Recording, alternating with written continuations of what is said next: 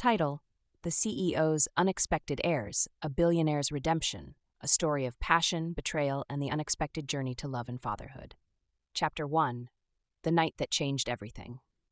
Nathan Blackwood never cared for social events, least of all when they were held in his honor.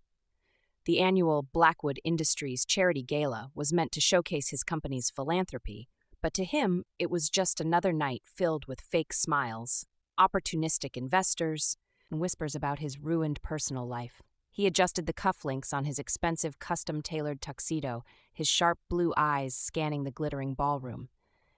It was the first gala since his ugly divorce, and he knew exactly what people were saying. There he is, the CEO who lost everything except his company.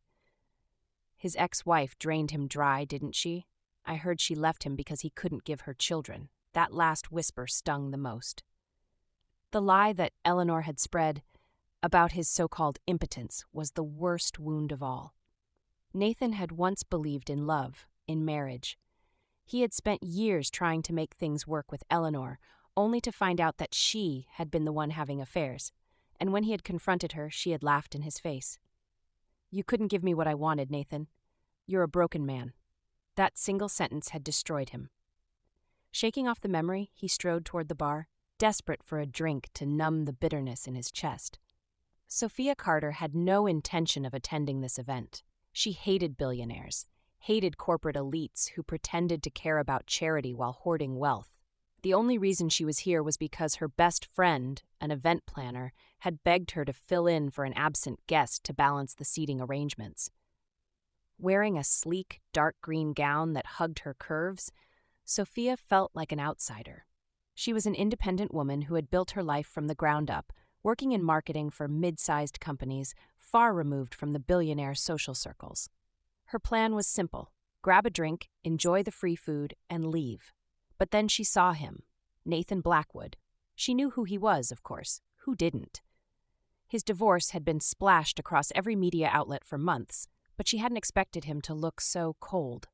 He was gorgeous, in a dark, brooding kind of way. Sharp jawline, piercing blue eyes, and an energy that commanded a room even as he tried to avoid the attention. Unlike the rest of the room, she didn't pity him. If anything, she was curious. And when their eyes met from across the bar, something flickered between them.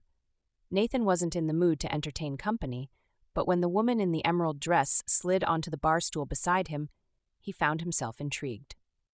"You look like a man who hates being here," she mused, signaling the bartender. He glanced at her, surprised. "That obvious?" She smirked, painfully. There was something refreshingly unapologetic about her. She wasn't fawning over him, wasn't trying to network or flirt for personal gain. "Let me guess," she continued. "You're here out of obligation, you hate small talk, and you'd rather be anywhere else." "Correct on all counts," he admitted, taking a sip of his whiskey. "Then why are you here?" he said simply. Sophia laughed softly. "The joys of being a CEO, and you?" He tilted his head, studying her. "You don't seem like the type to enjoy these events either." "I don't," she admitted. "I'm here as a favor. But if I'm being honest," she leaned in slightly, lowering her voice, "I just came for the free champagne and the dessert bar." Nathan let out a rare, genuine chuckle. He couldn't remember the last time he'd laughed at something so simple. What started as one drink turned into 3. The conversation between them was effortless, free of the usual expectations that came with his world. Sophia didn't pry into his past, didn't mention his ex-wife, didn't ask about his rumored issues. She treated him like a normal man, and for the first time in a long time, Nathan felt like one. As the gala wound down, neither of them were ready to say goodbye. "Do you want to get out of here?" he asked, surprising himself. Sophia raised an eyebrow, amusement flickering in her dark brown eyes. "Are you propositioning me, Mr. Blackwood?" "I'm offering an escape," he countered. "No expectations, no strings." She studied him for a moment before smirking. "Then, let's escape." The moment they stepped into his penthouse, the tension between them snapped. Nathan had been with women before, but this was different. With Sophia, there was no pretense, no performance. She wanted him for who he was, not what he could offer. And in return, he gave her everything. Their night was filled with raw passion, tangled sheets, whispered names. For once, he felt whole. But as dawn broke through the windows, reality returned. Sophia stretched beside him, her skin glowing in the soft morning light. That was a mistake, he guessed. She turned to him, eyes soft but certain. No, just a one-time thing. Nathan nodded. He wasn't looking for anything more, and neither was she. They parted ways, thinking that was the end of their story. Neither of them had any idea how wrong they were. Chapter 2. 2 Pink Lines. 1 month later, Sophia Carter had never been the type to panic. She was level-headed, independent, and tackled life's challenges with confidence. But as she sat in her tiny apartment's bathroom, staring at 2 bold pink lines on the pregnancy test, panic was the only emotion she could process. Her hands trembled as she set the test down on the counter, heart hammering in her chest. This wasn't happening. It couldn't be happening. That night with Nathan had been a one-time thing. A reckless, passionate, unforgettable night, but that was all it was supposed to be. She reached for the second test shed bought, desperately hoping the first was faulty. Positive? The third one? Still positive. She let out a shaky breath, gripping the edge of the sink for support. This wasn't part of her plan. She wasn't even dating. She had spent years building her career keeping romance at arm's length. She wasn't ready to be a mother, let alone to the children of a billionaire CEO. Then another realization hit her. Nathan. What was she supposed to do? Call him up and say, "Hey, remember me? We made 2 humans together?" Would he even believe her? Would he even want these babies? For days, Sophia debated whether she should tell him. She had always prided herself on being independent, and she didn't want to be one of those women who ran to a rich man for help. But this wasn't just about her. 2 tiny lives were growing inside her, and whether she liked it or not, Nathan deserved to know. So, she did the one thing she never thought she'd have to do. She picked up the phone and dialed his number. Nathan Blackwood was in the middle of reviewing a multi-million-dollar merger when his phone rang. He ignored it at first. Business came first. But when he glanced at the screen and saw an unfamiliar number, something compelled him to answer. "Blackwood," he said in his usual clipped tone. There was silence on the other end, then a voice he hadn't expected to hear again. "Sophia." He straightened in his chair. "Sophia?" "Yeah." "Hi." She sounded hesitant, almost nervous. Nathan frowned. He hadn't spoken to her since that night, and while he had thought about reaching out, he had convinced himself it was better to leave it in the past. "What's wrong?" he asked, instantly on alert. There was another long pause before she finally blurted it out. "I'm pregnant, Nathan, and they're yours." The words crashed into him like a freight train. For a moment, the world seemed to stop. "You're what?" he asked, his voice barely above a whisper. "Pregnant," she repeated, "with twins." His grip tightened around his pen, his breath caught in his throat. That wasn't possible. It couldn't be possible. His ex-wife had made sure he believed he could never have children. He let out a bitter laugh, shaking his head. "That's impossible." Sophia's voice turned sharp. "I knew you'd say that. You don't understand," Nathan muttered. His mind was racing, heart pounding. He couldn't process this. "Well, you better start understanding," she snapped, "because, like it or not, you're going to be a father." Nathan couldn't accept it. Wouldn't. For years, he had believed himself incapable of having children. His ex-wife, Eleanor, had made sure of that. So how the hell was Sophia standing here telling him she was pregnant with his twins? "I need proof," he finally said, his voice colder than he intended. Sophia's eyes flashed with anger. "Excuse me? I'm not calling you a liar," he said, though the doubt in his voice was unmistakable. "But I have medical reasons to believe." "That you can't have kids?" she cut in. "Yeah, well, your medical reasons were obviously wrong because I have 2 little heartbeats inside me that say otherwise." Nathan ran a hand through his hair, pacing the room. This was too much, too impossible. "You don't believe me," she accused. "God, I knew this was a mistake." Sophia. "No, you know what?" she snapped. "Forget it. I don't need anything from you, Nathan. I was just trying to do the right thing by telling you. But if you're going to act like this, I'll raise them on my own." His chest tightened. "That's not what I—" "Goodbye, Nathan." And just like that, she hung up. Nathan stared at his phone, his entire world tilting on its axis. Could it be true? Had he been lied to all these years? And if so, what the hell was he going to do now? Nathan wasn't the type to let uncertainty linger. After days of internal war, he made a decision. He needed proof. He called Sophia back, this time without the arrogance, without the doubt. "I want a paternity test," he said, voice steady. "If they're mine, I'll take full responsibility." Sophia hesitated, but she agreed. And 2 weeks later, as he sat in a cold, sterile clinic, the test results were placed in front of him. 99.9% match. Nathan felt like he couldn't breathe. The lie he had believed for years was just that, a lie. He was going to be a father, to twins, and he had almost lost them. But would Sophia ever trust him again? Chapter 3. A Deal with the Devil. Nathan Blackwood never doubted himself, until now. The DNA test had confirmed the impossible. Sitting alone in his penthouse, Nathan stared at the results for what felt like the 100th time. 99.9% probability of paternity. There was no denying it. He wasn't infertile. His ex-wife had lied to him. He had spent years believing he could never have a family, that he was a broken man. And now, 2 children. His children. The thought sent a shiver down his spine. He had built a business empire, made ruthless deals, crushed competitors. But this? Fatherhood? He had no idea how to handle this. And then there was Sophia. Would she even let him be involved? There was only one way to find out.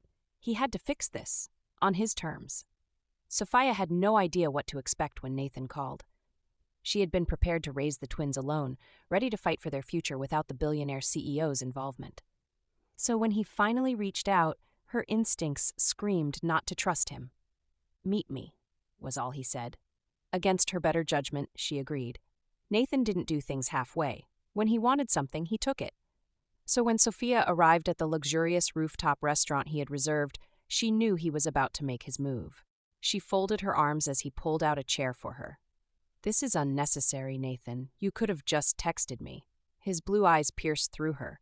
"I don't negotiate over text." Her stomach fluttered, but she pushed the reaction aside. "Negotiate? Is that what this is?" He steepled his fingers. "You're carrying my children, Sophia. I don't plan to be an absent father." She bristled. "Funny, you didn't even believe me at first." A flicker of something, guilt, crossed his face, but it was gone just as fast. "I was wrong," he admitted, "and I don't make mistakes twice." Sophia narrowed her eyes. "So what do you want?" Nathan leaned forward, his presence commanding. "I want to be involved. Fully." She arched a brow. "Define fully. You move in with me." Sophia blinked. "Excuse me?" "For the duration of your pregnancy," he clarified. "I want to ensure you're taken care of, that the babies are safe. I have the resources to provide you with the best medical care, security, anything you need." Sophia shook her head, laughing in disbelief. "I don't need a billionaire hovering over me, Nathan." "It's not about hovering," he said, voice low. "It's about responsibility." She stared at him, searching for any sign that this was some kind of power move, but all she saw was determination.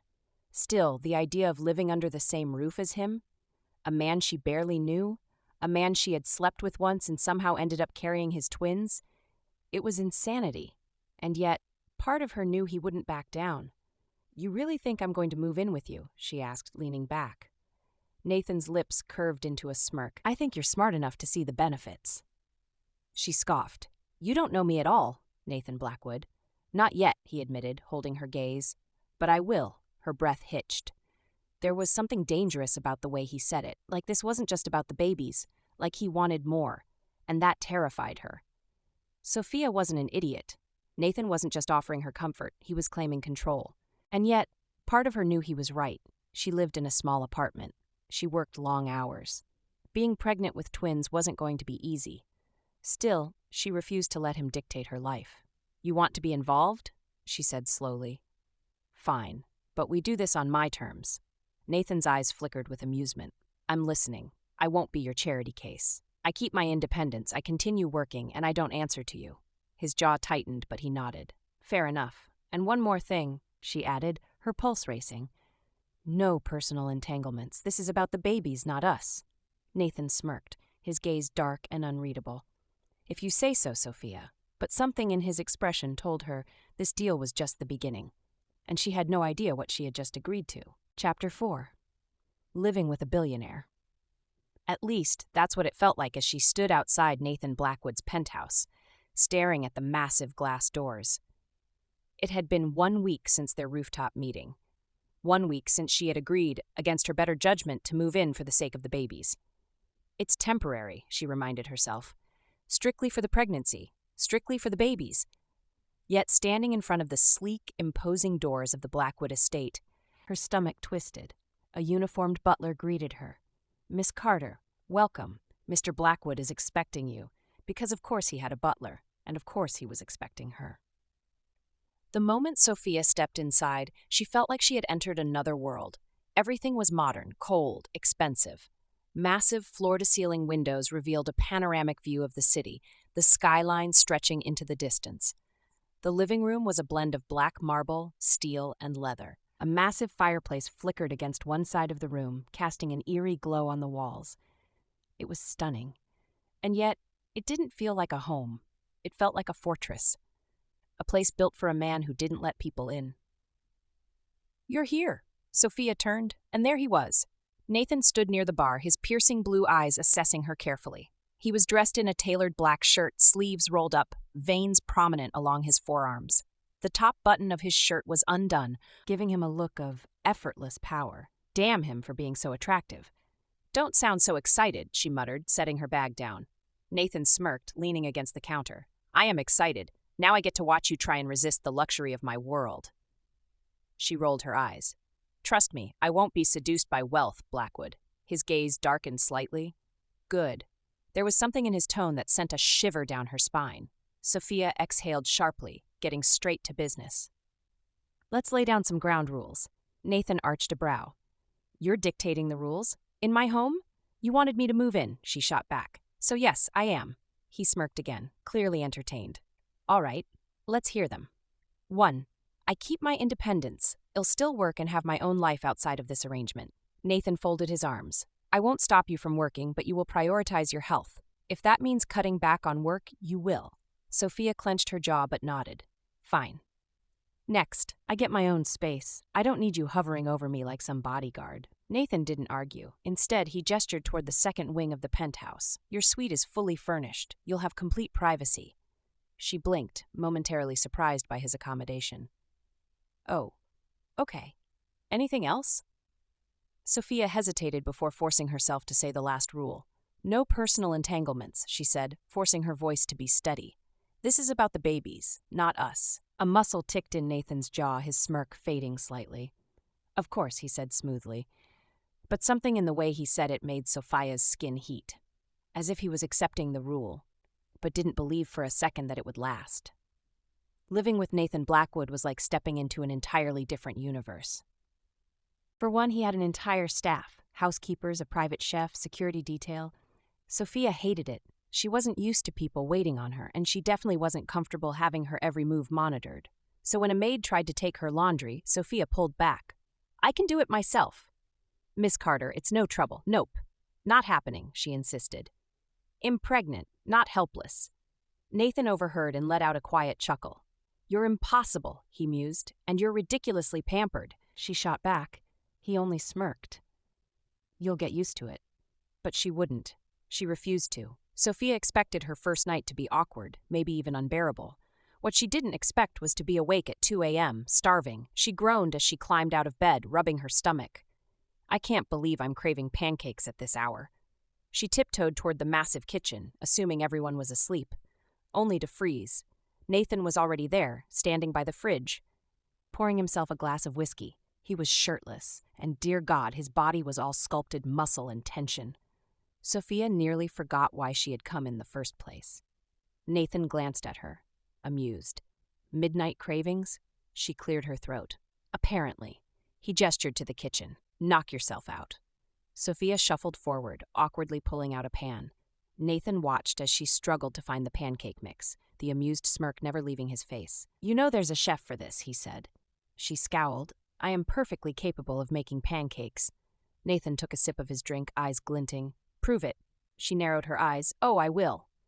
As she began cooking, Nathan leaned against the counter, watching her too closely. "You're staring," she muttered. "I'm observing. Same thing." He smirked. "You're interesting to observe." Sophia rolled her eyes, flipping the pancake. "You're annoying." Nathan chuckled softly, taking another sip of his whiskey.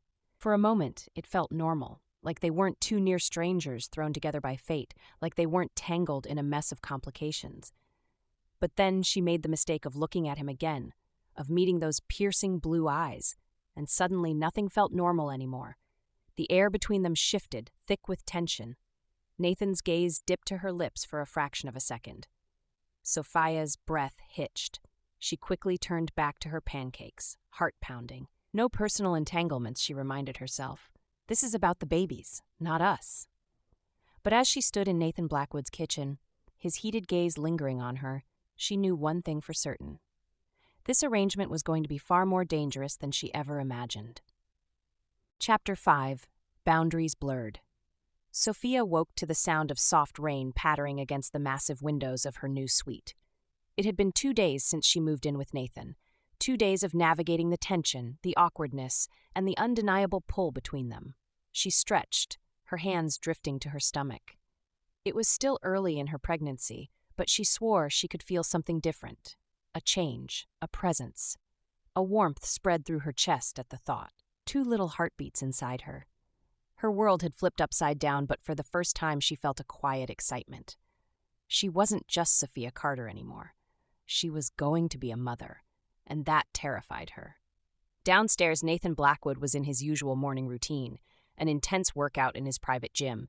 Sweat dripped down his back as he finished his last set of push-ups, his muscles taut from exertion. He welcomed the burn, the control. It was the only thing he could control these days, because the moment Sophia walked into his life, everything changed. Everything became messy. He still couldn't wrap his head around it. He was going to be a father.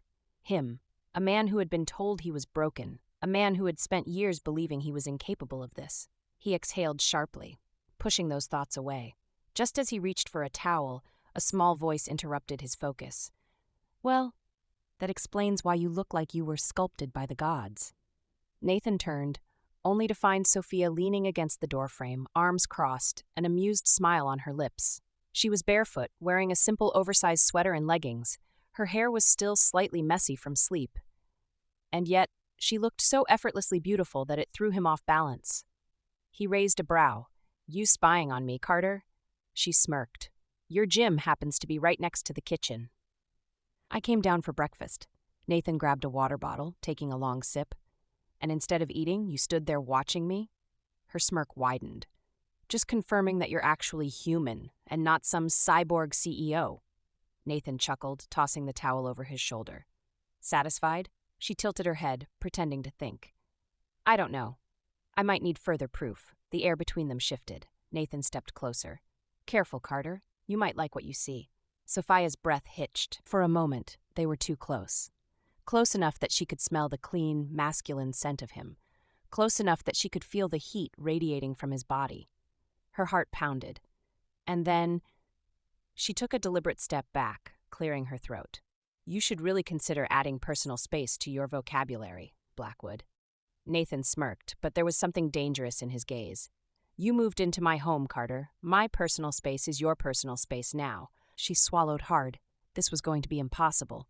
By midday, Sophia found herself being dragged out of the penthouse by Nathan's personal assistant, Elena Sterling. "You need maternity clothes," Elena insisted, practically shoving her into the back seat of a luxury town car. Sophia groaned. "I'm barely showing yet. This is unnecessary." Elena grinned. "Mr. Blackwood insists." "Of course he did." Sophia rolled her eyes. "That man is impossible." Elena laughed.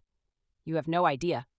Back in his office, Nathan sat at his desk, flipping through documents when his phone buzzed. It was an unknown number. He frowned, answering. "Blackwood." A familiar voice slithered through the receiver. Well, I heard the most interesting news about you, darling." Nathan's blood ran cold. Eleanor, his ex-wife. His grip tightened around the phone. "What the hell do you want?" A soft laugh. "To congratulate you, of course." Imagine my surprise when I heard that the man who was supposedly infertile is now expecting twins. Nathan's jaw clenched. He should have known Shed find out. "Go to hell, Eleanor," he growled. She clicked her tongue. "Oh, Nathan, you wound me." "You don't exist to me anymore," he said, his voice like steel. "Stay out of my life." But Eleanor wasn't done. "Does she know?" she purred. Nathan stiffened. "Know what? That you were never actually tested for infertility? That you just took my word for it?" His stomach dropped, because she was right. He had never actually seen the medical results himself. He had trusted her, and that was his biggest mistake. Eleanor laughed softly. "Poor Sophia. She's carrying the children of a man who was too weak to see the truth." Nathan hung up, his hands fisted at his sides. Eleanor had taken so much from him, but he wouldn't let her take this. Not this time. Not Sophia.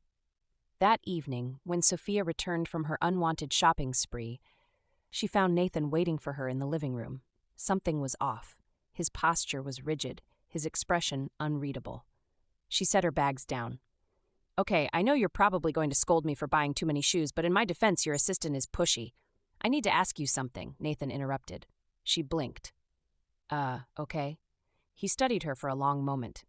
Then, in a voice that was too controlled, he asked, "Did you ever think I lied to you?" Sophia frowned. "About what?" "About being infertile," he said slowly. She hesitated.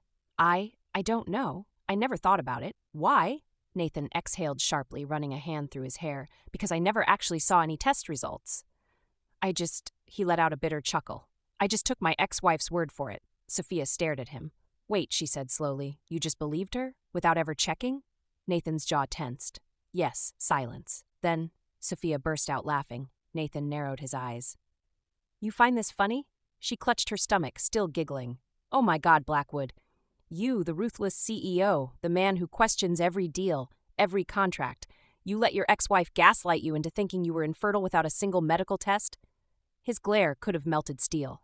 "I don't appreciate the mockery." Sophia wiped away a tear, still grinning. "I'm sorry. It's just, of all the things to be dumb about, this is hilarious." Nathan sighed, exasperated. "Remind me why I invited you to live here again," she smirked. "Because I'm carrying your children, and because you'd be bored without me."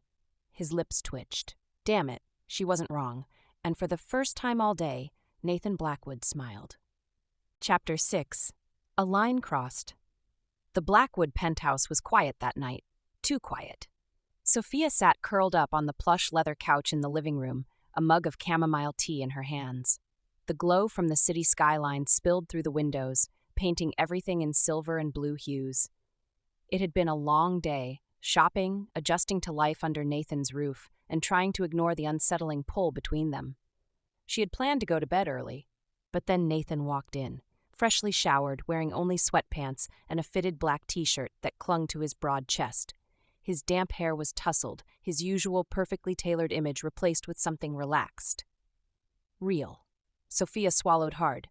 God, this is dangerous. Nathan raised a brow when he saw her still awake. "Can't sleep?" She shook her head, sipping her tea. "The babies are restless, or maybe I'm just overthinking things." Nathan exhaled and walked over, dropping onto the couch beside her. Not close enough to touch, but close enough to feel. He reached for the bottle of whiskey on the coffee table, pouring himself a drink. For a moment, neither of them spoke.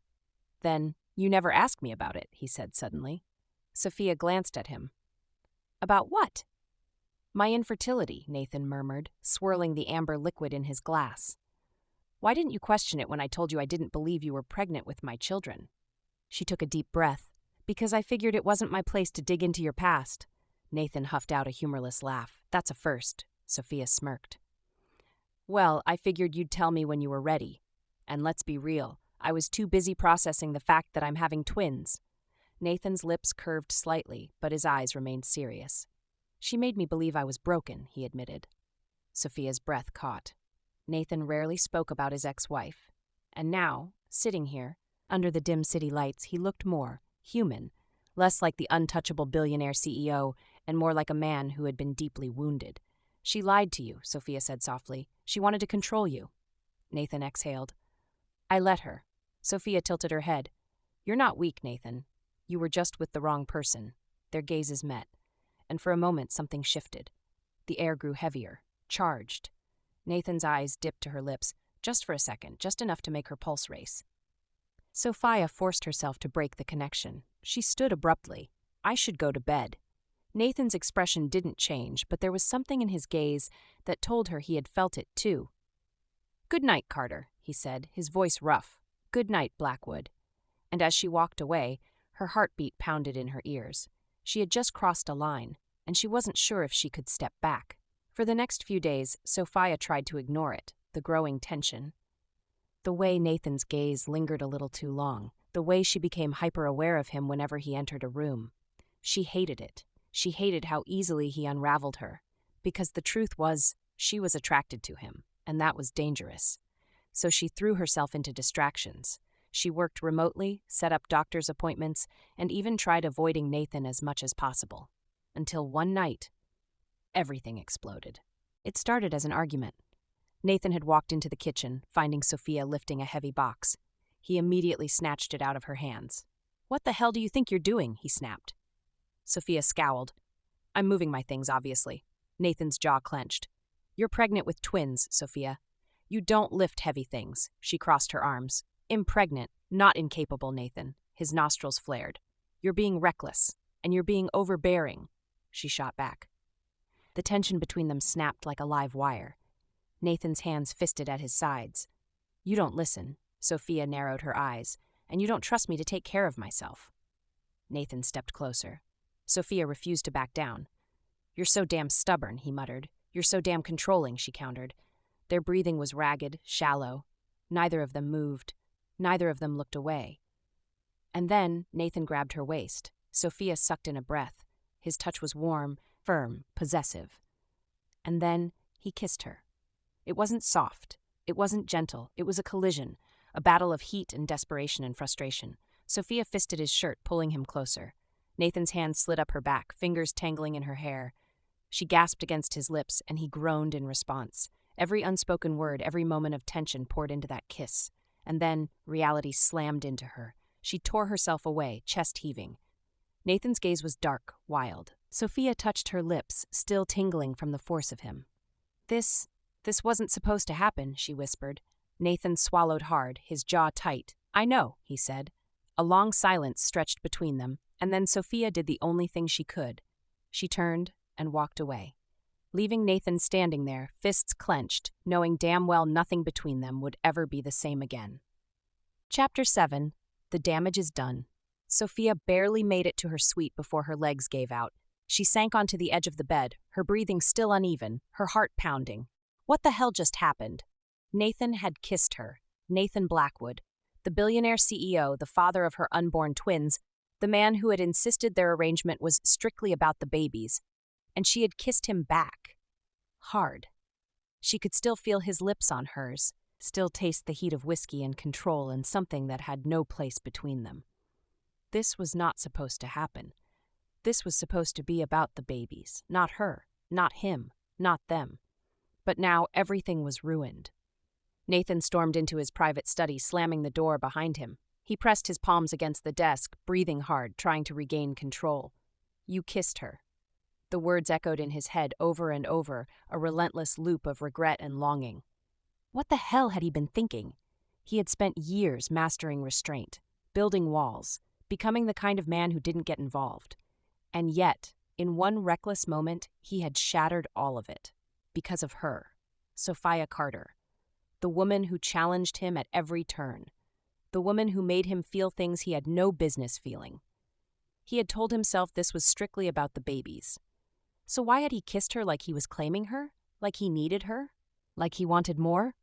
Nathan cursed under his breath and poured himself a drink, but the whiskey did nothing to dull the burn in his chest. There was no going back now, and he had no idea what the hell to do next. For the next 2 days, Sophia did what she did best. She avoided him. She stuck to her suite, took her meals in her room, and refused to acknowledge what had happened.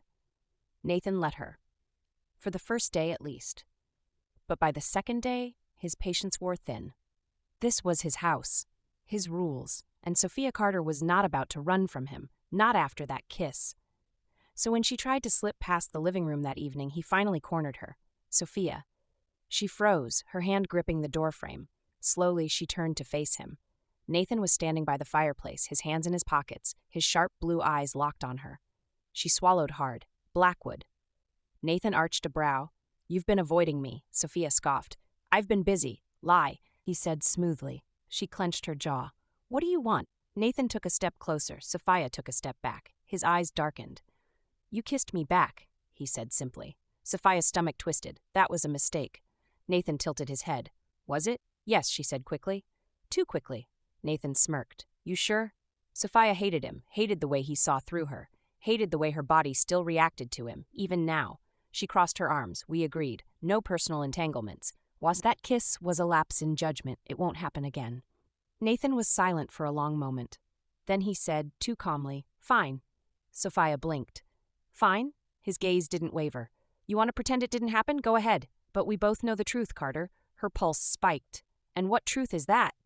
Nathan's lips curled into a slow, dangerous smirk. You want me, he murmured. Her breath hitched. You hate that you want me, he continued. But you do. Sophia's entire body burned. She forced a glare. Your arrogance is exhausting. Nathan leaned in, his voice low. Say you don't feel it, he challenged. Say you don't want me, and I'll drop it. Sophia opened her mouth, but nothing came out. Because she couldn't say it. Nathan's smirk deepened. That's what I thought, he murmured. Then, without another word, he walked away, leaving her standing there, breathless, shaken, and completely unraveled. The tension between them only grew. And then, everything got worse. Because the very next morning, Sophia was sipping her tea when Nathan's phone rang. She didn't mean to eavesdrop, but when she heard the name, she froze. Eleanor Blackwood, Nathan's ex-wife. Sophia's stomach tightened. Nathan tensed as he answered. What do you want? Eleanor's voice slithered through the receiver. I heard about your little arrangement, darling. Nathan's jaw locked. Stay out of my business, Eleanor. Eleanor chuckled. Oh, Nathan, you always did think you could control everything. Nathan's grip on the phone tightened. I wonder, Eleanor mused, does Sophia know the truth about you? About the man you really are? Sophia's blood ran cold. Nathan's voice turned deadly. This conversation is over. But before he could hang up, Eleanor said something that made Sophia's stomach drop. You never did tell her about what happened before, did you? Sophia's chest tightened. What the hell was Eleanor talking about? Nathan's expression turned to stone. Stay the hell away from us, Eleanor. Then he ended the call, his jaw clenched, his fists tight. Sophia stared at him. For the first time, Nathan Blackwood looked like a man with secrets. Secrets that had just been cracked wide open. Nathan didn't say a word. He turned, walking toward the window, his back rigid, unreadable. But Sophia wasn't going to let this go. Who is she to you? She demanded. Nathan remained silent. Sophia's anger rose. What happened before? She pressed. Still, he didn't answer. But then he turned, and his gaze was darker than she had ever seen. There are things about me you don't know, Sophia, he said quietly. Things I don't talk about. Sophia's heart pounded. She should walk away. She should let it go. But something about his voice, something about the shadows in his eyes made her realize Nathan Blackwood was keeping secrets, and she had just stepped into the storm of his past. Chapter 8. The Secrets of Nathan Blackwood. Nathan Blackwood had always been a man of control. In business, in life, in everything. Because the one time he had let his guard down, he had lost everything. Now, standing in the penthouse, his ex-wife's voice still ringing in his ears, he felt the ghosts of his past clawing at him. Sophia was staring at him, waiting, expecting answers. Nathan hated this, hated how she made him feel exposed. But she deserved the truth, or at least part of it. Nathan had once believed in love, or at least what he thought was love. He had met Eleanor Hathaway at a corporate gala when he was 31. She was stunning, dark-haired, elegant, the kind of woman who knew exactly how to command a room. She had made him feel alive, wanted, and for the first time, he had thought, maybe, just maybe, he could have something real. So he married her, and that was his first mistake. At first, everything seemed perfect. Eleanor was the perfect socialite wife, graceful, poised, the ideal partner for a billionaire CEO.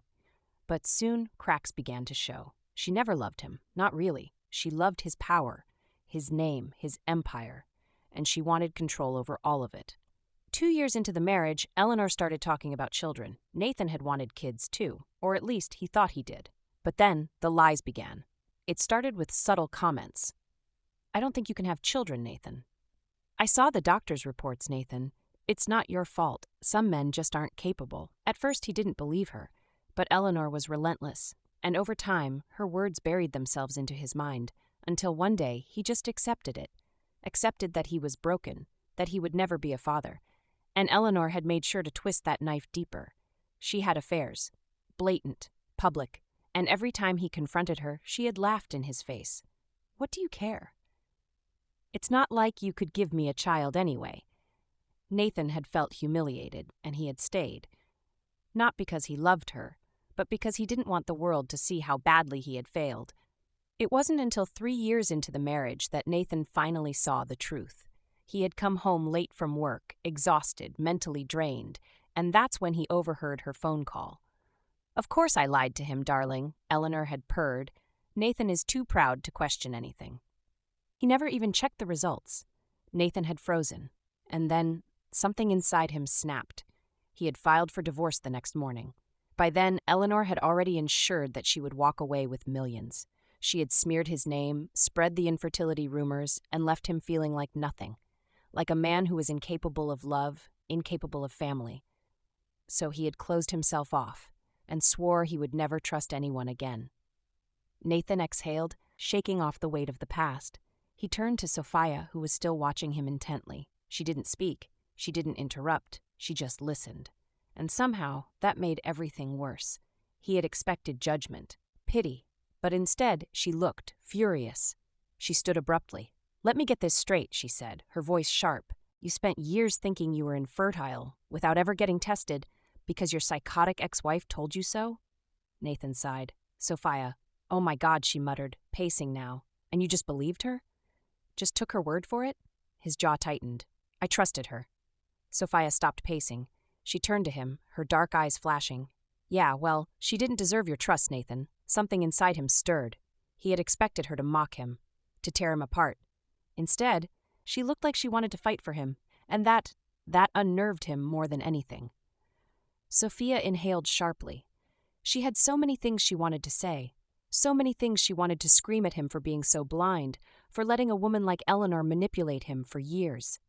But instead, she just hurt for him. She stepped closer. Nathan stiffened as she placed her hands on the desk between them. "You are not broken, Nathan," she said quietly. He swallowed. "You were never broken," she repeated. "She just made you believe you were." Nathan's chest tightened. He had spent years telling himself that didn't matter, that the past was the past.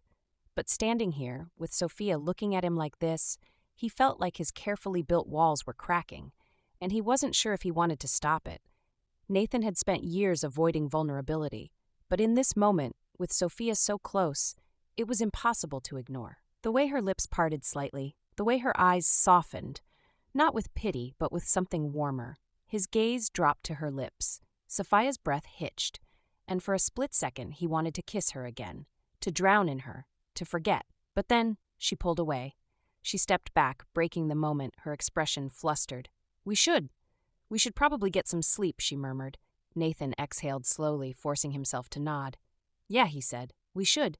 But as Sophia turned and walked away, leaving him standing there alone in the dark, Nathan knew one thing for certain. The past wasn't his only problem anymore.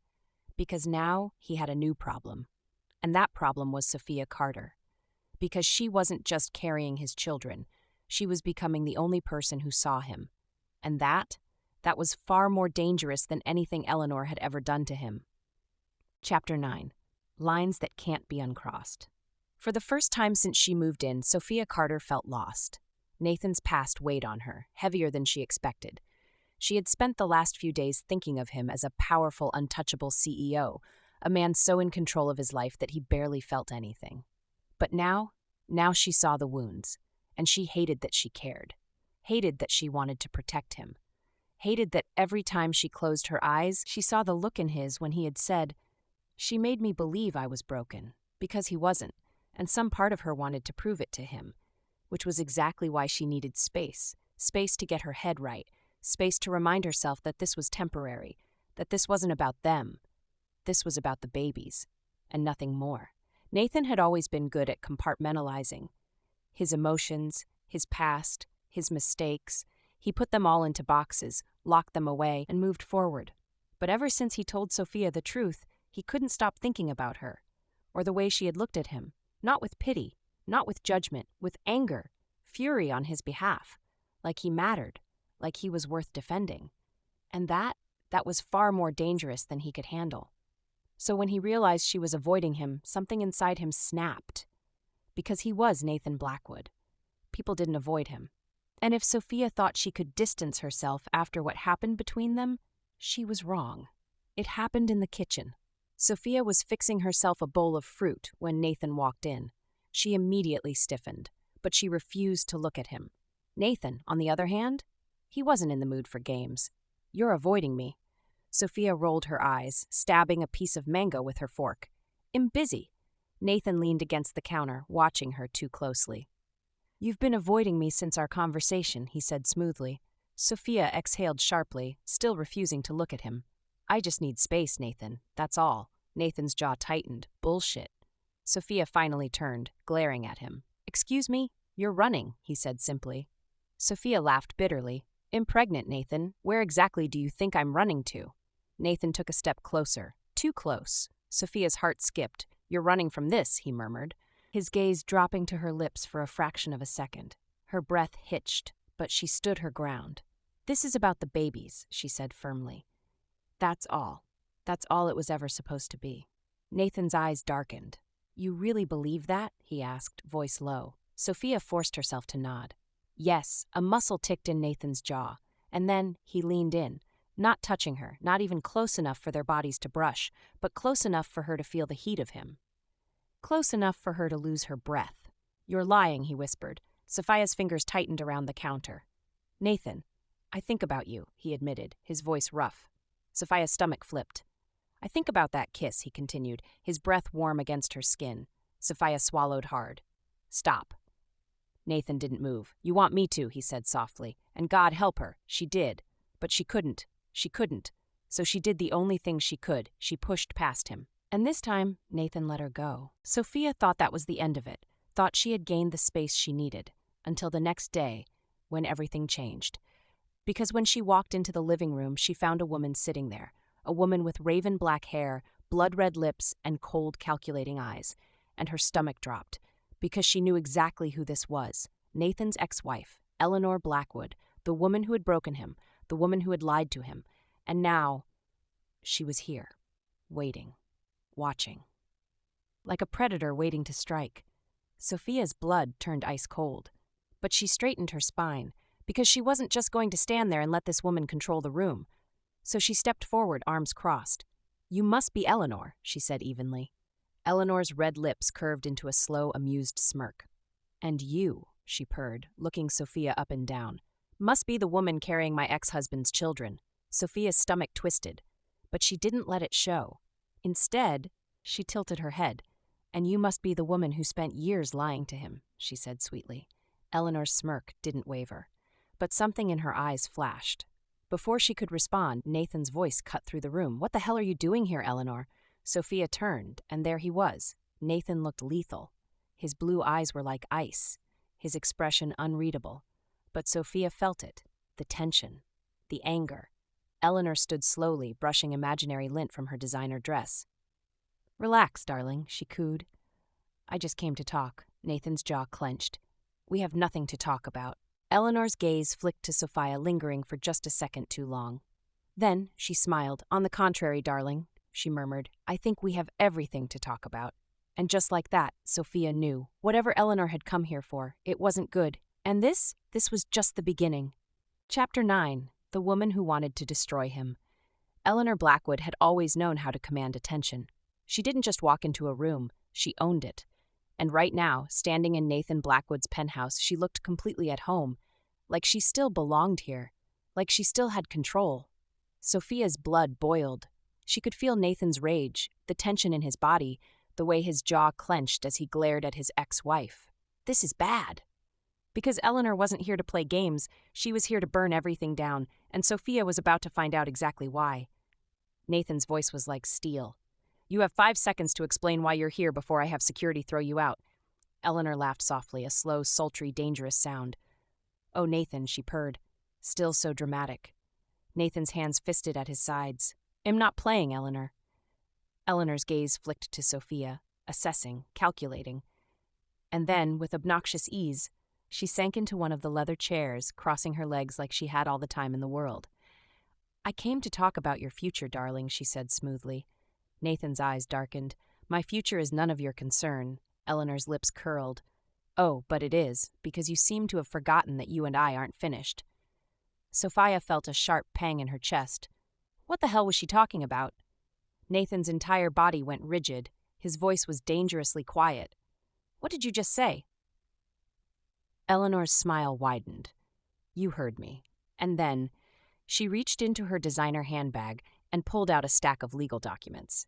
She placed them on the table with a sickeningly sweet smile, and Sophia's heart stopped. because stamped across the top of the first page was a single word: marriage contract. Nathan's expression didn't change, but Sophia could feel the fury radiating from him. He reached for the papers without a word, flipping through them too quickly, too controlled. Then, after a long moment, he laughed, but it wasn't humor. It was cold, ruthless, deadly. "Are you out of your goddamn mind?" he asked softly. Eleanor tilted her head. Now, no need for hostility, darling." Nathan's blue eyes burned. "You're telling me you still think you have a claim to me?" Eleanor's expression never wavered, and that's when Sophia realized the truth. She's serious. This wasn't just a power play. Eleanor truly believed that she still had control over Nathan. And that made her far more dangerous than Sophia had ever imagined. Eleanor leaned forward, resting her elbows on her knees. Legally, she purred. "We're still married." Sophia's stomach plummeted. No way. She turned to Nathan, but his expression was unreadable. "But Eleanor?" She looked pleased. "You filed for divorce, darling," she continued. "But the final settlement, the absolute decree, never went through." Sophia's breath hitched. She could feel her pulse in her ears. Nathan stood so still that for a moment she thought he hadn't even heard her. But then he ripped the contract in half, right in front of her. Eleanor's eyes flashed. Nathan's voice was deadly calm. "I don't belong to you," he said. "Not anymore. Not ever again." Eleanor sighed, shaking her head. "Oh, Nathan," she murmured, "you always were so naive." Sophia felt sick, because Eleanor wasn't just here to make a scene. She was here to destroy him. And she wasn't going to stop until she got exactly what she wanted. Sophia stepped forward before she could stop herself. "I don't know what twisted game you're playing," she said evenly, "but Nathan doesn't owe you anything." Eleanor's sharp green eyes snapped to her, and for the first time she looked truly interested. "And you are?" she asked smoothly. Sophia stood her ground. "Nathan's business is none of yours anymore," she said. "You lost that right when you lied to him, when you cheated on him. When you," Eleanor laughed, and it wasn't fake, it was genuine amusement. "Oh, sweetheart," she purred, shaking her head. "You think you matter, don't you?" Sophia's stomach twisted, but she didn't let it show. Eleanor's gaze dropped to her stomach, to the barely there bump beneath her oversized sweater, and that's when her smile vanished. For the first time, Eleanor looked truly angry. Nathan noticed it too. His entire body tensed. "Stay out of this, Eleanor," he warned. But Eleanor wasn't listening. Instead, she turned back to Sophia, her gaze like a blade against her skin. "You think carrying his children gives you power?" Eleanor whispered. Sophia didn't flinch. She held her ground, but Eleanor leaned in just slightly, her voice dropping lower. "Do you really think Nathan Blackwood is capable of love?" Sophia's breath caught. And Eleanor saw it, saw the tiny flicker of uncertainty. She smiled. "He isn't," she murmured. And then she stood. She adjusted her coat, smoothed down her perfectly manicured nails, and with one last glance at Nathan, she whispered, "You'll come back to me, darling." Then she walked out the door, leaving chaos in her wake. For a long time, neither of them spoke. Nathan was still staring at the door. Sophia was still trying to breathe through the weight of Eleanor's words. Then Nathan turned to her. His expression was blank, cold, like he had just built his walls back up. "Sophia, I need to go." Nathan froze. She shook her head quickly, backing away. I need space. Nathan took a step forward, but she stepped back. "Sophia," he said again, softer this time, but she was already moving, already turning, already running, because Eleanor had said something that terrified her. "Do you really think Nathan Blackwood is capable of love?" And the scariest part? Sophia didn't know the answer. Chapter 10, The Weight of Regret. Nathan Blackwood never showed weakness. It had been drilled into him from an early age. Never let them see you bleed. He had built an empire from nothing, clawing his way to the top of the corporate world with sheer willpower and relentless drive. He had been unstoppable. But tonight, as he stood in the dimly lit living room, staring at the spot where Eleanor had just been, nothing felt right. His heart was beating too fast. His thoughts were a tangle of anger, regret, and fear. He had been so sure, so damn sure that the past, his failed marriage, his broken trust, the lies about his infertility was over, that it had all been a chapter in his life he could leave behind. But now, everything had been dragged back to the surface. Eleanor had shattered that illusion. She had laid bare the truth. He was still tied to her. Even after everything, he had never actually cut the strings. And that terrified him. Nathan had always believed he could handle anything. Business deals, a breeze, family drama. He was in control. Love? He had closed that door years ago. But when Eleanor had walked in today, with that smirk on her face and the legal papers in her hand, Nathan realized something. Something he had been avoiding for far too long. He wasn't the man he used to be. And the worst part was, he didn't know who he was anymore. Nathan sank onto the sofa, his mind a storm of fragmented memories. He could still remember the first time Eleanor had kissed him, how she had made him feel like the most important man in the world. The way she had whispered in his ear, her voice soft, her hands gentle. She had been everything he wanted, everything he thought he needed. But that was the first lie. The second came when she made him believe he was broken. For years, he had swallowed that lie, letting it consume him, becoming someone he wasn't. And now he realized just how deep the wound went, how far Eleanor's influence had stretched, how much he had lost by believing in her, by believing he was too weak to be a father, by believing he had nothing left to offer. Nathan's thoughts drifted to Sophia, the woman who had come into his life like a hurricane. She was the exact opposite of Eleanor. Where Eleanor had been cold, calculating, and manipulative, Sophia was honest, real, and she had made him feel something he hadn't felt in years: hope. But now, he wasn't sure if he had ruined it. Had he pushed her away? Had he turned her into something she was not? She hadn't even been gone for an hour after Eleanor left, but already Nathan felt the distance. He could still remember the way Sophia had stepped away from him earlier. She had been the only one to look at him with something resembling compassion, and yet she was the one who pulled back the most. Had he ruined it by kissing her? Had he ruined any chance of ever being the man she needed? The man who could offer her something real. For the first time in years, Nathan found himself standing on the edge of something he couldn't control. It wasn't just the contract that Eleanor had presented. It wasn't just the lies or the broken trust. It was that he had finally opened himself up to the possibility of love again. And now he was terrified. He had never let anyone close enough to hurt him. But with Sophia, it was different. She had made him feel things he thought had lost forever. And now he couldn't pull away. He was too far in. And as he sat in the silence of his penthouse, he knew this feeling was more dangerous than any business deal or corporate rivalry. Because this was about who he was as a man, not just a CEO. Nathan picked up his phone. His thumb hovered over Sophia's number. He could feel the weight of the decision hanging over him. He knew she needed space. Hell, he needed space too. But there was something inside him, something deep and urgent, telling him that if he didn't call her now, he might lose her forever. He put the phone down. It was too much. The thought of hearing her voice, knowing she was avoiding him, made his chest tighten. For the first time in a long time, he had no idea how to make it right. Sophia, meanwhile, had retreated to her room. She was trying to calm her racing heart, but the truth was, she felt like a wreck. The conversation with Eleanor had shaken her. Eleanor had gotten under her skin, and no matter how hard she tried, she couldn't shake the doubt that had been planted. Does Nathan love me? The question echoed in her mind as she lay in bed, staring at the ceiling. She didn't want to believe that Nathan was like every other man who would walk away. But the look on his face when Eleanor had dropped that bombshell had shaken her to her core. Had she been naive? Was she fooling herself into believing that the man she was falling for was more than just a reflection of his past wounds? Or was she trapped in a fantasy, hoping for something that wasn't meant to be? Hours later, Nathan stood in front of the door to her room. He had finally made the decision. He had to fix this. No more running. No more hiding behind walls of pride and control.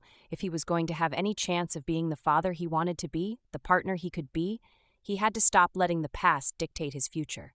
He knocked on her door. Sophia didn't answer. He knocked again. Sophia, he called out softly, "I need to talk to you."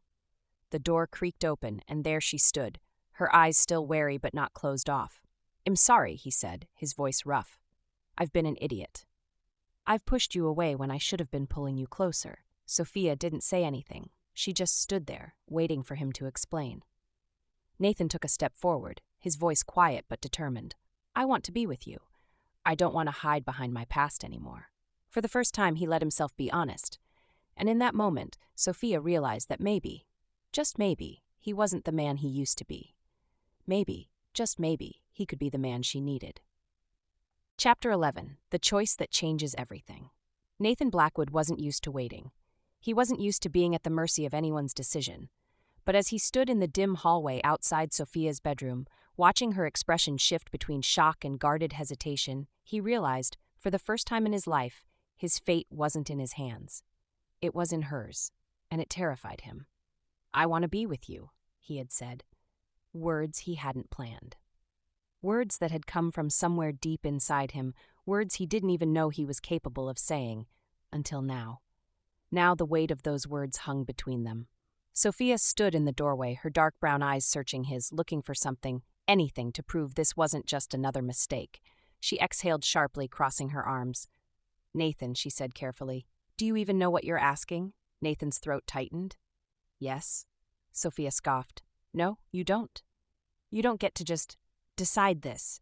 You don't get to suddenly claim you want me after everything." He clenched his jaw.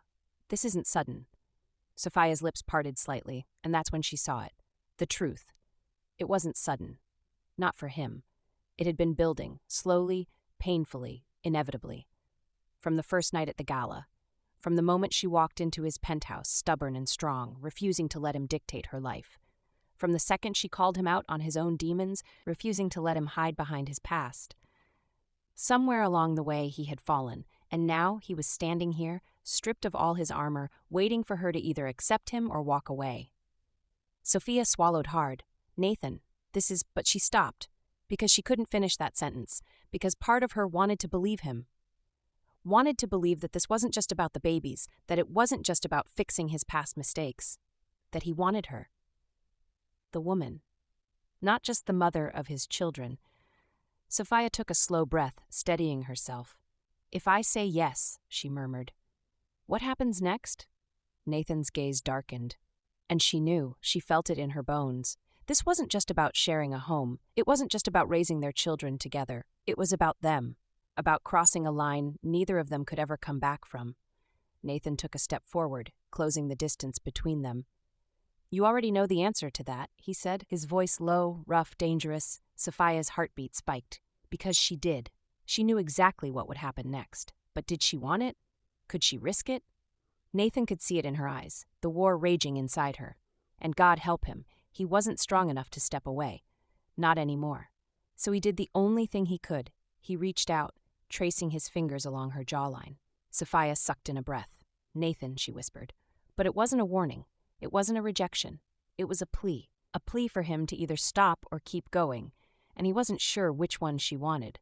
So he made the choice for her. He cupped her face and kissed her. Hard, desperate, like he was starving for her. And Sophia, she melted. Her hands fisted in his shirt, pulling him closer, needing him just as much as he needed her. Because this was inevitable. No matter how much she tried to fight it, no matter how much she told herself that this was a mistake, it was always going to lead here, to this moment, to them. Nathan lifted her off the ground, carrying her inside, kicking the door shut behind them. Sophia didn't protest. She didn't stop him, because she couldn't, because right now she needed this just as much as he did. Nathan laid her down on the bed, hovering over her, his breathing ragged. His fingers traced the curve of her waist, careful, worshipping, like he was afraid she would vanish if he let go. Sophia touched his face, her fingers gentle but firm. "This changes everything," she whispered. Nathan's jaw tightened. "I know." And then he kissed her again, and this time there was no hesitation, no more barriers, no more walls, just them, just this. And once they crossed this line, there was no going back. The next morning, Sophia woke to the feeling of warmth, to the steady, solid presence of Nathan beside her. For a moment, she forgot everything, the fights, the tension, the complicated mess of their relationship. She only knew that she felt safe, that his arm was draped over her waist, that his breathing was slow, even, relaxed. But then, reality came crashing down, because this wasn't just a night of passion. This wasn't just a mistake. This was the beginning of something they couldn't undo. And now, she had to decide if she was ready for it. Nathan stirred beside her, his grip on her waist tightening slightly. His lips brushed against her shoulder, his voice husky with sleep. "Morning," he murmured. Sophia swallowed hard. "Morning," she whispered back. For a long moment, neither of them moved, because they both knew everything had changed. And now, they had to figure out what the hell came next. Chapter 12. The Consequences of Desire. Sophia Carter had never been one for regret. She believed in owning her choices, standing firm in the decisions she made, and never looking back with doubt. But as she lay in the tangled sheets of Nathan Blackwood's bed, feeling the weight of his arm draped over her waist, reality crashed into her like a tidal wave. She had crossed a line she had sworn she wouldn't, a line that changed everything. Her breathing was shallow as she stared at the ceiling, her pulse a steady, thundering beat in her ears. Nathan shifted beside her, his body warm, solid, safe. But was it really? Was anything about this safe? Or had she just made the biggest mistake of her life? Nathan woke to the scent of her, soft, subtle, unmistakable. For a few blissful seconds, he forgot everything, forgot the past, forgot Eleanor's threats, forgot that this wasn't supposed to happen.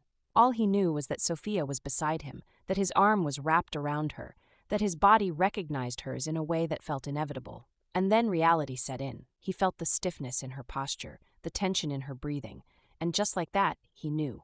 She was overthinking, regretting. His jaw clenched. "Sophia," he murmured, his voice thick with sleep. She went still for a moment, then carefully, too carefully, slid out of his grasp. "We should talk," she said softly. Nathan exhaled slowly. He sat up, running a hand through his hair, watching as she pulled the sheets around her like a barrier. He hated that. Hated the distance she was already creating. But he wouldn't push. Not yet. "All right," he said, voice unreadable. "Let's talk." Sophia stood by the window, arms wrapped around herself, staring at the morning skyline. "I told myself this wouldn't happen," she said finally. Nathan leaned against the headboard, watching her. "But it did," he said simply. Sophia sighed, turning to face him. "Nathan, we made a deal. This was supposed to be about the babies." His expression didn't change. "Is that what you think?" he asked quietly. Her throat tightened. Wasn't it? Hadn't that been the whole point? Then why had she let herself fall into him so easily? Why had she let him consume her like this? She shook her head. "This complicates things." Nathan studied her. "And do you always run when things get complicated?" Sophia's jaw locked. "That's not what I'm doing." Nathan pushed back the covers and stood, bare-chested, raw, real. "You're standing there, acting like last night was a mistake," he said, voice low. "And I'm telling you right now, it wasn't." Sophia's breath hitched. But she couldn't let herself fall deeper. She had to protect herself. "I don't know how to do this," she admitted. Nathan stepped closer. "Then let me show you." His hand reached for her. And for a second, she almost let him pull her back in. But at the last moment, she stepped away. Nathan's eyes darkened. "You're scared," he said. Sophia forced a breath. "Of course I'm scared. This isn't just about you and me, Nathan. We're bringing two lives into this world, and I need to be sure." "Sure of what?" he asked, his voice almost gentle. "That I can trust you," she whispered. Nathan went completely still. And in that moment, he realized she wasn't just talking about him as a man. She was talking about him as a father, as someone she would have to depend on, as someone who could either love her or destroy her. And for the first time in years, he didn't know how to answer. Because trust had never been something he knew how to give. Sophia dressed quickly, needing space, needing air, needing to think. Nathan didn't stop her, didn't push, didn't chase after her. Because for the first time, he wasn't sure if he deserved her trust. And that realization terrified him. Nathan was still in the bedroom, lost in thought, when his phone rang. He didn't recognize the number. Frowning, he answered, "Blackwood." A woman's voice filled the line. "Mr. Blackwood," she said smoothly. "I represent a private law firm handling high-profile divorce cases. I'm calling on behalf of Eleanor Blackwood." Nathan's blood turned ice cold. His grip tightened around the phone.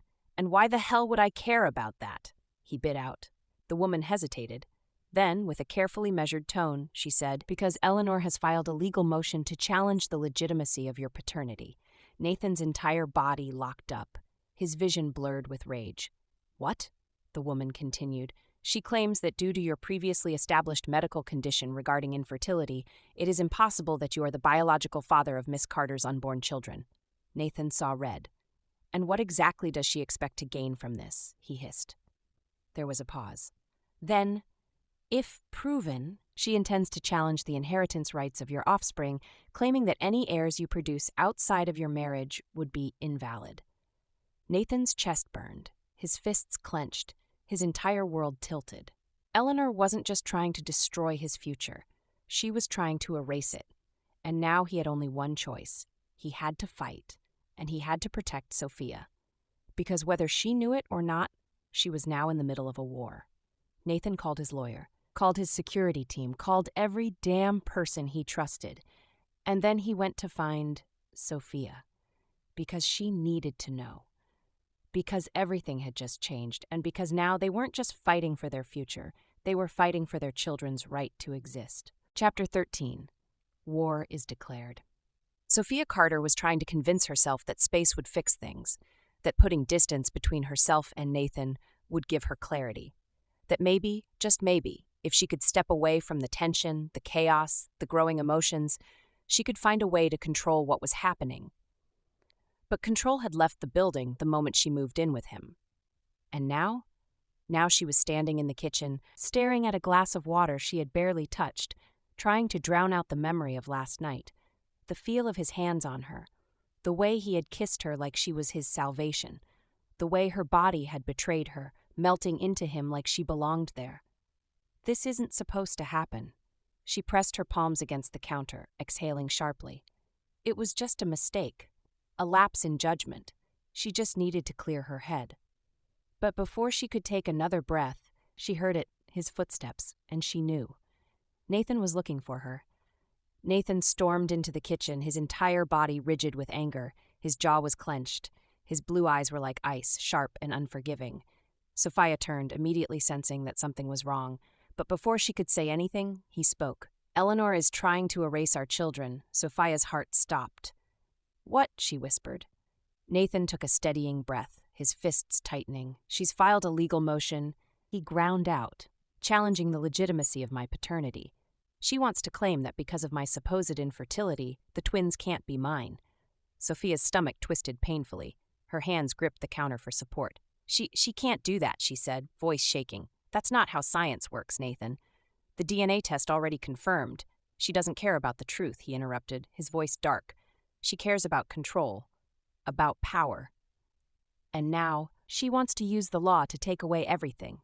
Sophia felt her pulse skyrocket. "She wants to destroy you," she realized.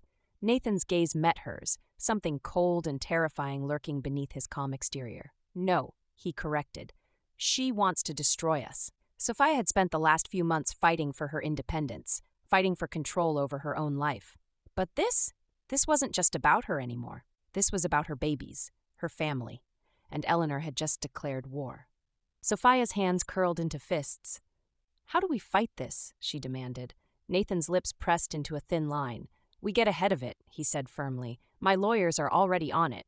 Well, shut her down before she can make this public." Sophia's heart pounded. "But if she does go public?" she asked, her voice barely a whisper. Nathan's expression darkened. "Then I destroy her first." Sophia shivered. Not because she doubted him, but because she knew he meant it. Nathan Blackwood was many things. Ruthless, calculating, dangerous, but when it came to protecting what was his, there was no line he wouldn't cross. And now, she was part of that, whether she was ready or not. That night, Nathan's security team locked down the penthouse. Every call was monitored. Every legal move was countered before Eleanor could gain traction. But then, the headlines hit. At 6 a.m., the internet exploded. Billionaire CEO's alleged heirs. Is Nathan Blackwood really the father? Blackwood empire at risk? Ex-wife Eleanor Blackwood challenges paternity. Scandal in the corporate world. Blackwood's family drama goes public. Sophia stared at the newsfeed, her blood running cold. Her hands shook. "This is exactly what she wanted," Nathan muttered, rubbing his temples. Sophia turned to him, her chest tight with anxiety. "What do we do now?" Nathan's gaze lifted, sharp and calculating. "We fight back." Nathan's counterattack. Nathan wasted no time. By noon, his legal team had filed an official response. By 2 p.m., his PR team released a public statement shutting down the rumors. By 4 p.m., Nathan was on the phone with investigators, digging into Eleanor's past, looking for anything he could use against her. And by 5 p.m., Nathan had made a decision. "We go public," he said. Sophia blinked. "What?" Nathan exhaled sharply. Eleanor thrives in the shadows. She manipulates people behind closed doors through legal loopholes and half-truths. But if we control the narrative, if we show the world that we are stronger than her, she loses. Sophia swallowed. You want to expose our relationship? She asked. Nathan's eyes burned with certainty. I want to take away her power, Sophia hesitated. But then she nodded. Okay, she whispered. Let's do it. Because this wasn't just about Nathan. This wasn't just about proving paternity. This was about taking back their lives. About showing the world that no one, not even Eleanor Blackwood, could control their future. And Sophia? She was done being scared. She was ready to fight. The next day, Nathan Blackwood stood before a sea of cameras and reporters. Sophia stood beside him, her fingers curled around his for support. Nathan's voice was steady, powerful, unshakable. For weeks now, my personal life has been dragged through the media, he began. Lies have been spread, accusations made. But here's the truth. Sophia Carter is carrying my children, and I will protect them at all costs. The reporters exploded with questions, but Nathan wasn't done. My ex-wife, Eleanor Blackwood, has attempted to manipulate the system, using deceit and false claims to gain control where she has none. That ends today. Sophia's breath hitched. Nathan turned to her, his fingers tightening around hers. And let me make one thing clear, he said. Sophia Carter isn't just the mother of my children. He looked back at the cameras. She's the woman I love. Sophia's heart stopped. The reporters went silent, and just like that, the world shifted, because Nathan Blackwood had just made the ultimate statement, and there was no taking it back. Miles away, Eleanor Blackwood watched the broadcast. Her fingers curled into fists. Her plan had been perfect, and now Nathan had turned it against her. Her lips pressed into a thin line. All right, Nathan, she whispered to herself, if you want a war. Her eyes gleamed with something dangerous. Then you're going to get one. Chapter 14. The Fallout of Love and War. Sophia Carter had thought she was prepared for war. She had told herself she could handle the media storm, the pressure, the fight against Eleanor. But she hadn't been prepared for this. For Nathan's words, she's the woman I love. The sentence had echoed in her ears long after the press conference ended. It had followed her home, looping in her mind like a siren song, refusing to be ignored. Nathan Blackwood had just declared his love for her, to the entire world. And now she had to figure out what the hell to do with it. The ride back to the penthouse was heavy with unspoken words. Nathan sat beside her in the car, silent, composed, unreadable. His fingers tapped against his knee, his jaw clenched, his entire body tense. Sophia, on the other hand, felt like her heart was going to explode. She wanted to say something, wanted to demand answers. Did you mean it? Was that just a strategy? Are you playing a game, Nathan? But the words wouldn't come, because she wasn't sure she was ready to hear the answer. The moment they stepped into the penthouse, Nathan turned to face her. His eyes were intense, burning, waiting. Sophia exhaled sharply. Why did you do that? She asked, her voice barely above a whisper. Nathan studied her for a long moment before speaking. Because it's true, he said simply. Sophia's stomach flipped. Nathan, you wanted honesty? His voice was low, steady. That was me being honest, Sophia. Sophia swallowed hard. You don't, she hesitated. You don't just say something like that without meaning it. Nathan stepped closer. I meant every word. Her breath hitched. But we never, you think I don't know? His jaw tightened. You think I haven't spent every damn day fighting this? Fighting you? Fighting the way you make me feel? Sophia felt her pulse skyrocket. Nathan's gaze darkened. You walked into my life and turned everything upside down, he said roughly. You made me question everything. And now, his voice lowered. Now I don't want to fight it anymore. Sophia's chest ached, because a part of her, the part she had buried deep, wanted to believe him. Wanted to believe this was real, but another part was still terrified. You don't get to just decide this for both of us, she whispered. Nathan's expression hardened. I'm not deciding anything, he said. I'm telling you how I feel. What you do with that is your choice. Sophia's hands trembled. I don't know if I can do this, Nathan, she admitted. Nathan's jaw clenched. But you want to. It wasn't a question. It was a statement. And that was the problem, because he was right. She did want to. But wanting something and trusting it were two completely different things. And trust? Trust was something she wasn't sure either of them were ready for. Just when she thought she couldn't handle any more, Nathan's phone rang. His entire body tensed. he answered. Blackwood. Sophia watched as his expression darkened. When? His voice was ice. A pause. Find out who leaked it, he ordered. Now. When he hung up, his entire posture was rigid. Sophia swallowed hard. What happened? Nathan turned to her.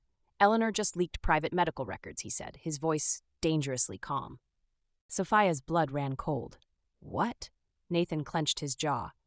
She leaked reports from when I was married to her, doctored ones. They make it look like I was officially diagnosed as infertile years ago. She's using it to fuel her claims against the twins. Sophia felt sick. She won't stop, she whispered. Nathan's fingers tightened into fists. No, he agreed. She won't. And suddenly, everything became crystal clear. This wasn't just about their relationship. This wasn't just about what Nathan had said on national television. This was about protecting their children. And if Eleanor thought she could erase them, she had just made the biggest mistake of her life. Nathan paced the living room, his mind a storm of fury and strategy. Sophia watched him, watched the way his mind worked, the way he calculated every possible move. And suddenly, she knew. She had spent so much time trying to figure out if she could trust Nathan. If she could trust his feelings, if she could trust what they had. But now she realized something even bigger. She didn't just trust him, she needed him. For the first time, she wasn't fighting alone. And maybe that was enough. She took a deep breath, stepping forward. Nathan. He turned to her, his sharp gaze locking onto hers. She lifted her chin. I want to fight this, she said. Nathan stilled. A slow, dark, satisfied smirk curled on his lips. Then we fight, he murmured. And just like that, the battle lines were drawn. They weren't just surviving anymore.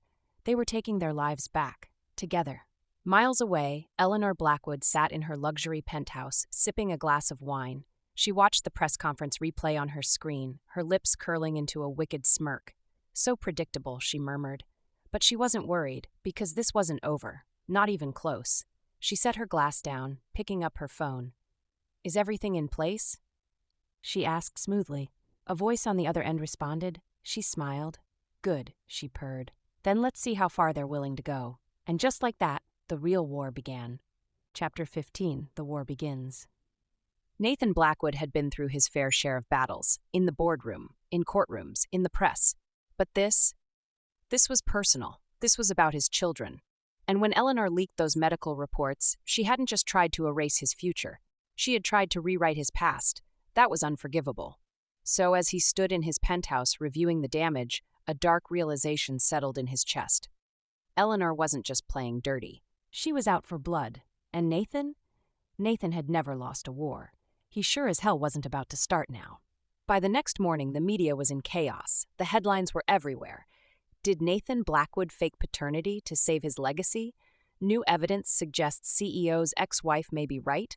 Could this be the corporate scandal of the year? Sophia Carter speaks out, or stays silent. Sophia sat at the kitchen counter, staring at the news on her phone, her stomach twisting. Her name was everywhere. People were talking about her, analyzing her past, speculating on the twins, on whether they were even real. Like this was some kind of business deal. Like she wasn't a person. Like her babies weren't actual human lives. She felt sick. Nathan entered the room, still in his crisp black suit, phone in hand, calm as ever. But she knew him now. Knew what he looked like when he was furious. And right now, he was 1 second away from setting the entire world on fire. We need to go public, Nathan said firmly. Sophia's chest tightened. You already did, she murmured. With the press conference. With what you said about me. Nathan's jaw clenched. That wasn't enough. Sophia set her phone down, inhaling sharply. I don't want to live my life as a headline, Nathan, she admitted.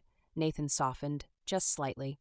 I know, he said quietly, but if we don't take control of this narrative, Eleanor will. Sophia exhaled shakily. She had spent so much of her life trying to stay out of the spotlight, trying to build something for herself. Now, the entire world was looking at her, questioning her children. She hated it. But she knew one thing for certain. She would do anything to protect them, even this. She met Nathan's gaze. Then let's take control, she whispered. Nathan's expression darkened, determined, unyielding. Let's end this, he murmured. And just like that, the real fight began. Across town, in a penthouse of her own, Eleanor Blackwood was watching the headlines unfold. Her red lips curled into a satisfied smirk. Predictable, she murmured. She set down her glass of wine and leaned back in her chair, waiting, watching. She knew Nathan, knew he was going to counter, but that was exactly what she wanted, because the moment he went all in, she would be ready. She picked up her phone, dialing a number. The voice on the other end answered. "Is it done?"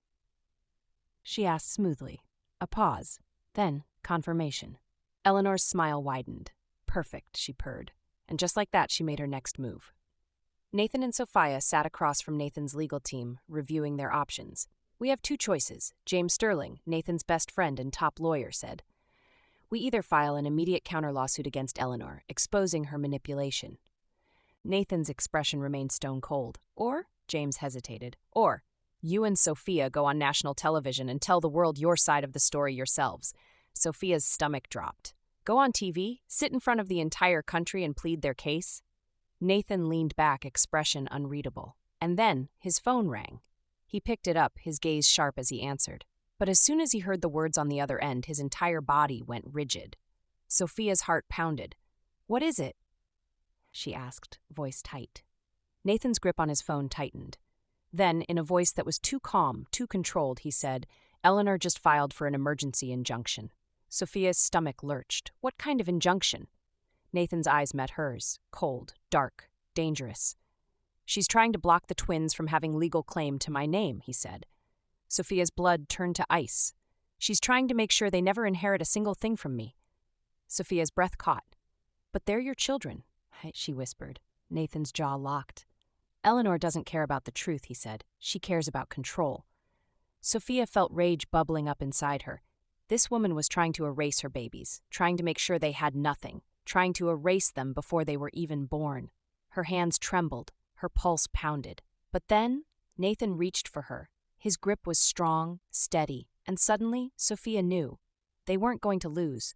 They weren't going to let Eleanor win. She wouldn't let her. She wouldn't let anyone take away her baby's future. She lifted her chin. "Then let's fight." Nathan's grip tightened.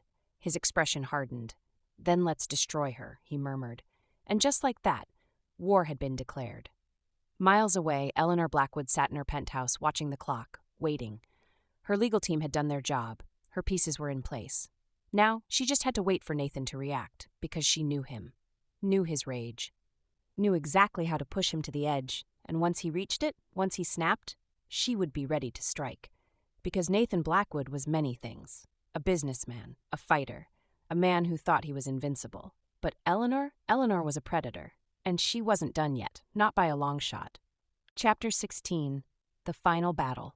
Nathan Blackwood had fought many battles in his life. In boardrooms, in legal courts, in the ruthless world of billion-dollar industries. But this was different.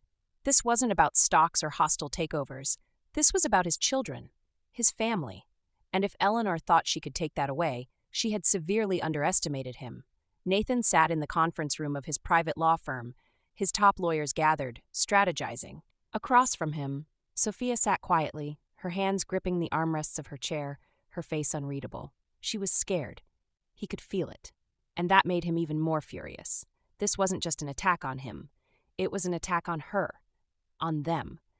And Nathan Blackwood wasn't a man who lost battles. Not to anyone, and certainly not to Eleanor Blackwood. While Nathan planned his counterattack, Eleanor made her next move. She sat in her penthouse, a smug smile on her lips as she reviewed her legal motion. "If I can't have him, I'll make sure no one else can." She had spent years crafting her revenge.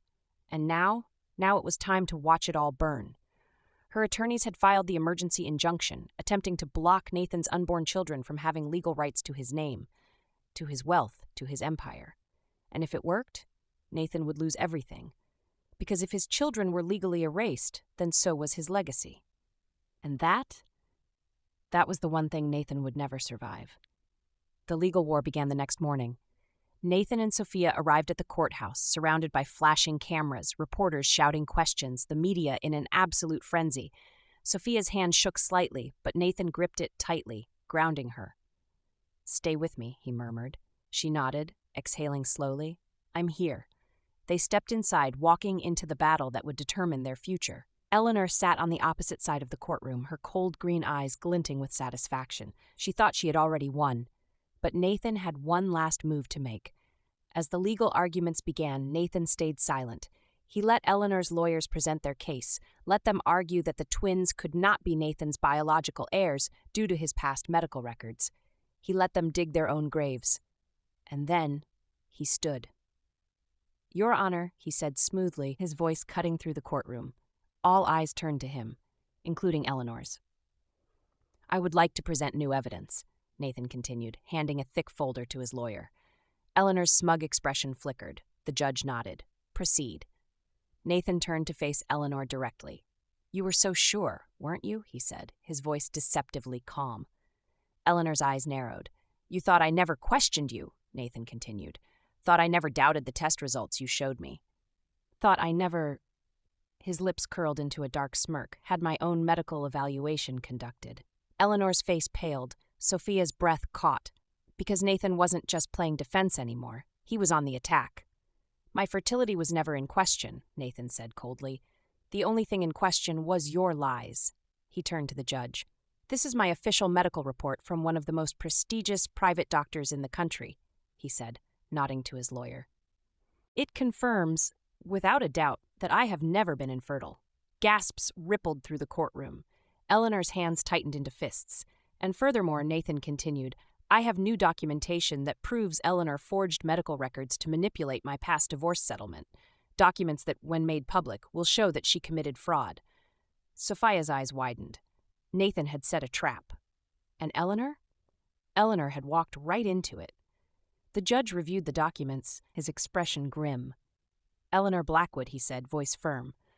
"Based on this new evidence, your motion to challenge the legitimacy of Mr. Blackwood's paternity is hereby denied." Eleanor's face twisted in rage. "This isn't over," she spat.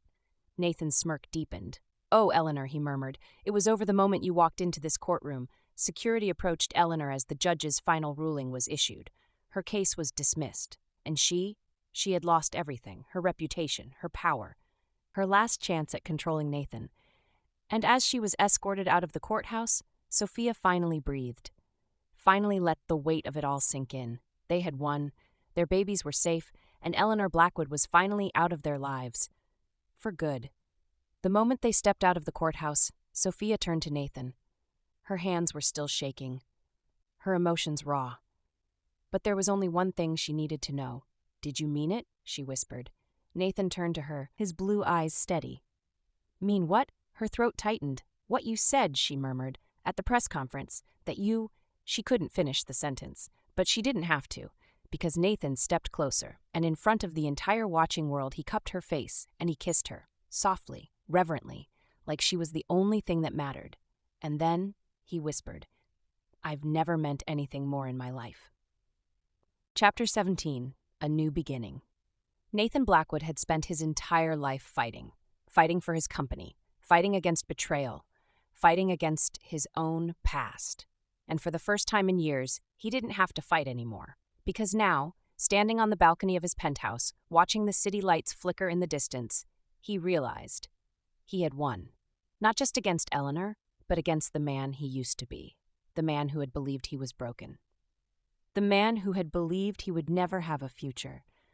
But now he had everything. And it all started with her. Sophia stood in the doorway of the penthouse, watching Nathan in the moonlight.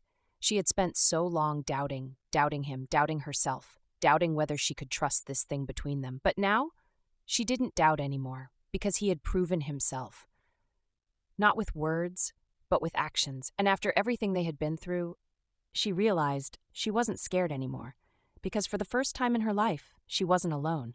She had Nathan, and she had their children. Her hand drifted to her growing belly, a soft smile tugging at her lips. This was real. This was the future she never expected, and it was hers. Nathan turned, sensing her presence before he even saw her. His gaze softened as he took her in. The woman who had challenged him. The woman who had stood beside him through the worst of it.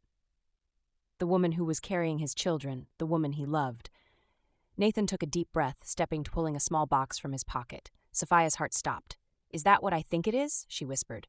Nathan smirked. "That depends. What do you think it is?" She narrowed her eyes. "Nathan, marry me," he said simply. Sophia blinked. "What?" Nathan held her gaze. "Marry me," he repeated, his voice steady. Sophia's breath hitched. "Are you serious?" she whispered. Nathan's smirk faded, replaced with something raw, something real. "I've never been more serious about anything in my life," he murmured. Sophia swallowed hard. Her mind raced. She hadn't expected this, hadn't expected him to want more. But as she stared into his familiar blue eyes, she realized something. She wanted more too. She wanted him. She wanted this. So she took a deep breath, and with a shaky smile, she whispered, "Yes." Nathan's eyes darkened with emotion, and in that moment, he didn't hesitate. He slid the ring onto her finger, pulling her into his arms, pressing his lips to hers in a kiss that sealed their future. No more doubts, no more fears, just them, together, forever. The Blackwood estate had never been so full of life. Where once it had been a fortress of solitude, now it was a home. Laughter filled the air as two newborn cries echoed through the halls. Nathan sat in a chair in the nursery, holding one of the twins in his arms while Sophia cradled the other. A soft smile played on his lips as he gazed down at his son, watching as his tiny fingers curled around his own. "They're perfect," Sophia murmured, her voice filled with awe. Nathan glanced at her. "You're perfect," he said softly. Sophia blushed, shaking her head. "I think we're both too sleep-deprived to be romantic right now." Nathan chuckled. "That doesn't make it any less true." She rolled her eyes but smiled, leaning over to kiss him. And in that moment, Nathan knew. He had everything he had ever wanted. A wife who challenged and completed him, children who had given him a new purpose, a life that finally felt whole. And for the first time in forever, Nathan Blackwood wasn't fighting anymore, because he had already won. Epilogue, A Legacy of Love, 3 years later. The Blackwood estate was lively, filled with the kind of warmth that once never existed there. Where there had once been cold marble floors and silence, now there were tiny feet running, laughter echoing through the halls, and a life that Nathan Blackwood had never imagined he'd have. Nathan sat in his home office, pretending to work, but in reality his eyes were glued to the security monitors. In the backyard, Sophia stood on the patio, laughing as their 2-year-old twins ran circles around her. A boy and a girl, Theo and Lila Blackwood. They were everything to him, his legacy, his future. And for the first time in years, he wasn't focused on the stock market, acquisitions, or corporate rivalries. No, now his world revolved around his wife and his children, and he wouldn't trade it for anything. Sophia was happier than she had ever been. She had married a man she once thought was impossible to love, had built a family with him, had proven to him that he wasn't broken, that he was worthy of love, of happiness, of family. She watched as Theo and Lila giggled, chasing a small golden retriever puppy, Nathan's latest impulse decision. She shook her head, amused. "Another business investment, huh?" She had teased when he brought the puppy home. Nathan had smirked. "I'm teaching them responsibility. And now?" Now the twins were covered in dirt, the puppy bouncing around them, their laughter filling the air. Sophia sighed, watching them fondly. Her heart was full. Nathan finally gave up on work, shutting his laptop and making his way outside. The moment Lila saw him, she squealed, running straight into his arms. "Daddy!" she shouted, her tiny arms wrapping around his neck. Nathan grinned, lifting her easily. "What are you doing, little troublemaker?" Lila giggled. "We're playing." Theo ran up next, his blue eyes mirroring Nathan's. "Can we have ice cream?" Theo asked. Sophia crossed her arms, arching a brow. "Not before dinner." Nathan smirked. "What if we don't tell Mommy?" Sophia gasped, laughing. "Nathan Blackwood, are you teaching our children deception?" Nathan leaned in, whispering in her ear, "Just strategic negotiation." Sophia rolled her eyes. "God help me, they're going to be just like you." Nathan smirked. "Is that a bad thing?" Sophia pretended to consider it. Then she stood on her toes, pressing a kiss to his lips. Not at all. And in that moment, Nathan knew. His life was perfect, not because of his wealth, not because of his empire, but because of her, because of the family they had built together. And no matter what came next, he would never let them go. That night, as they put the twins to bed, Sophia lingered in the doorway, watching Nathan tuck Lila in. She smiled softly. He had changed. Not in a way that made him less ruthless, less powerful, less dominant, but in a way that had made him whole. As they left the room, she took his hand, leading him to their bedroom. Nathan raised a brow. "What's this?" Sophia bit her lip. Then she placed a small sonogram image into his hand. Nathan stared at it. Then back at her. His eyes widened. Sophia smiled. Surprise, she whispered. Nathan was silent for a long moment. Then he laughed, deep, full, genuine. And just like that, they stepped into their next adventure. Together. The end. Thank you all for taking the time to dive into this story with me. I truly appreciate your support and love hearing your thoughts. If you enjoyed this journey filled with passion, drama, and unexpected twists, don't forget to like, comment, and subscribe for more. There's so much more to come, and I can't wait to share it all with you. Stay tuned for more incredible stories, and as always, thank you for being part of this amazing community. See you in the next one.